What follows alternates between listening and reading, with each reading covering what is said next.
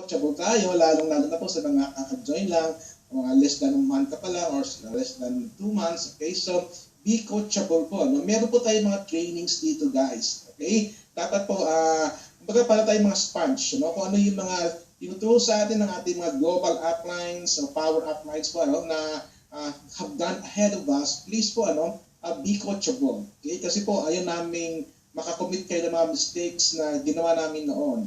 Okay, so meron po tayong training yan, guys.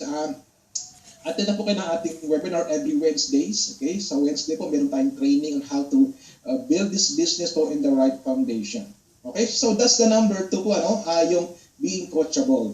Okay, number 3 po is number 3 is take action. Okay, kahit po meron tayong desire o coachable naman po tayo, pero kung uupo lang po tayo sa silya, mag-rocking chair tayo, wala din po mangyayari sa atin. So we need to have this kind of attitude, no, na has the willingness to take action. Take action po, sabi nga dito, laway lang ang puhunan. Kung ubos ng laway mo, inom ka lang ng tubig. Talk to people lang po. Talk to people, invite, promote the event, And we also have a training for how to invite people word by word. Punta na po kayo sa ating website, to sa aking training, to sa bongpanaligan.pilasite.com.